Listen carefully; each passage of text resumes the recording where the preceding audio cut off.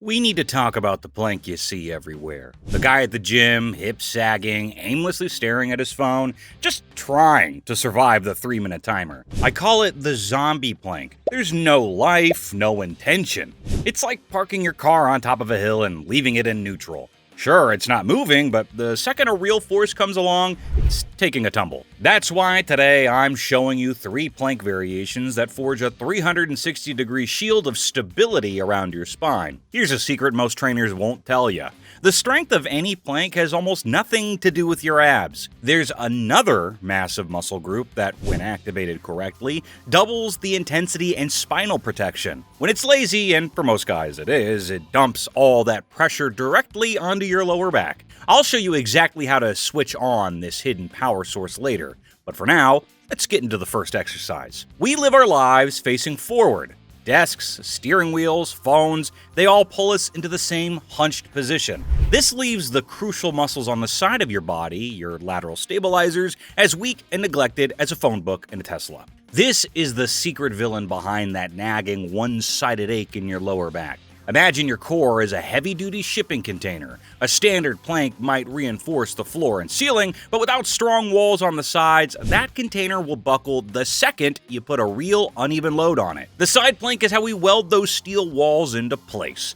It targets your obliques and the deeper quadratus lumborum, or QLs, which are basically the twin kickstands for your spine. A study in the Journal of Orthopedic and Sports Physical Therapy confirmed that side planks are far superior for activating these stabilizers with minimal stress on the spine. The problem is, 9 out of 10 people set up their side planks in a way that creates a ticking time bomb for their shoulder joint. It feels stable for a moment, but it's actually grinding away at the rotator cuff with every second you hold it. There's a simple alignment check. Think stacking the joints that instantly offloads the shoulder and shifts 100% of the work back to your obliques, right where it belongs. I'll give you that exact cue later. Before we move on to the second exercise, I want to let you know that building a truly stable body, one that's resilient against the demands of daily life, is about more than just a couple core exercises. It's a complete system. The people who keep looking and feeling strong year after year aren't just training hard, they're training smart. That's the part most people skip, and it's exactly what my step-by-step ebook is designed to cover.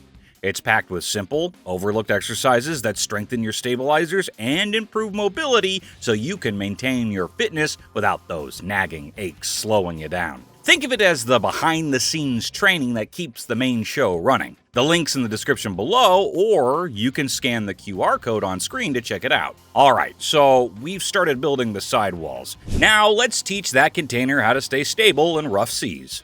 The real world isn't static. It doesn't respect your carefully controlled gym environment. You have to stay stable while your arms and legs are in motion. You reach across the car to grab your wallet from the passenger seat. You lift a heavy bag of mulch from the ground and turn to dump it into the wheelbarrow.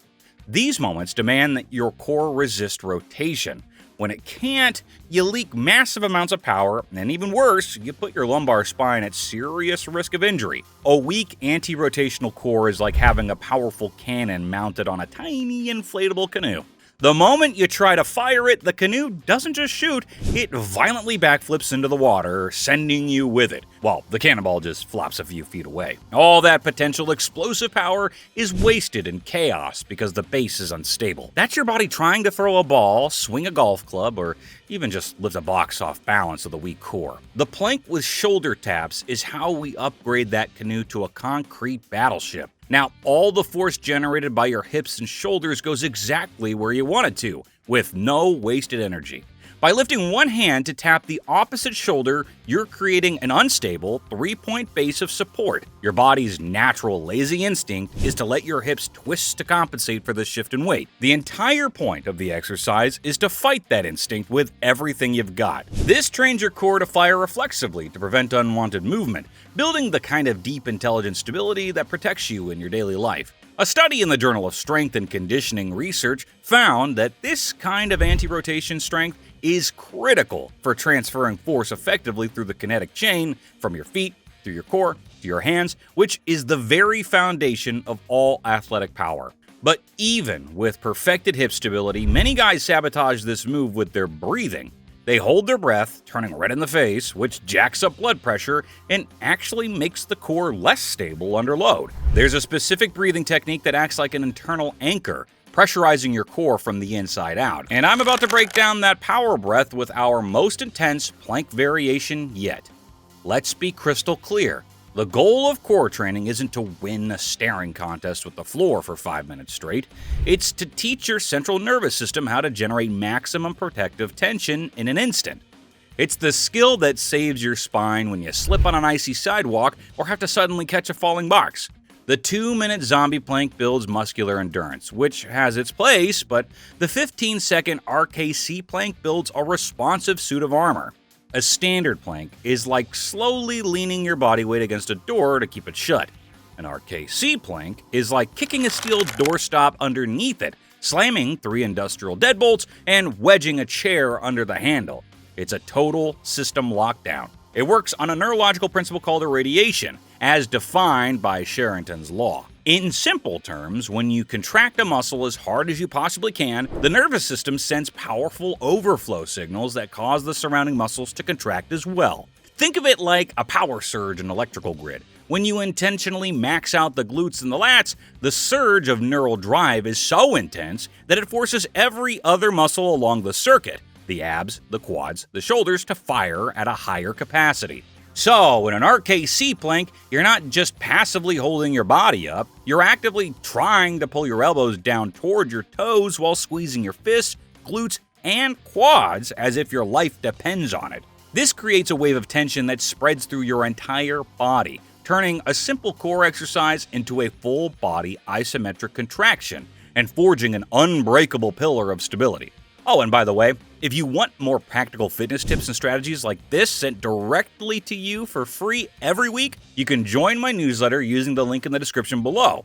Now, this all sounds intense, but let's tie it all together and show you how to execute these moves perfectly and safely. Alright, here's the battle plan. 3 times a week, you can either tack this onto the end of your main workout or knock it out as a standalone session. It's a simple, brutal, and incredibly effective circuit. You'll start with the side plank, and before you even lift off, stack your joints. This is that shoulder-saving secret I promised. Your elbow must be directly beneath your shoulder, not drifting out wide. Imagine a straight line running from your ear through your shoulder down to your elbow, anchoring you to the floor. This alignment takes the pressure off the fragile rotator cuff and turns your arm into a stable pillar, forcing your obliques to do all the heavy lifting.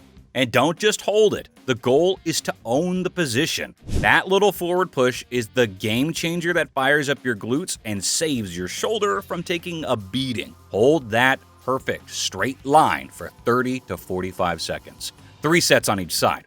Then you're hitting the deck for plank with shoulder taps. Feet wide, your mission here is total, absolute stillness through your torso. Picture that glass of water balanced on your back, and don't spill a drop. Just slow, deliberate taps. 10 to 12 per arm for 3 sets. This is about control, not cardio. You'll finish by going nuclear with the RKC plank. 4 sets, but only for 15 seconds each. Why so short? Because you're generating a full-body power surge. And here is where we flip that master switch I told you about at the beginning. Before you tense anything else, squeeze your glutes. I mean, squeeze them like you're trying to crack a walnut between them. This is the key. Engaging your glutes posteriorly tilts your pelvis, taking that dangerous arch out of your lower back and creating a perfect, flat, stable, and powerful line. A plank without engaged glutes is just a lower back strain waiting to happen. Then you squeeze everything, fists, quads, glutes.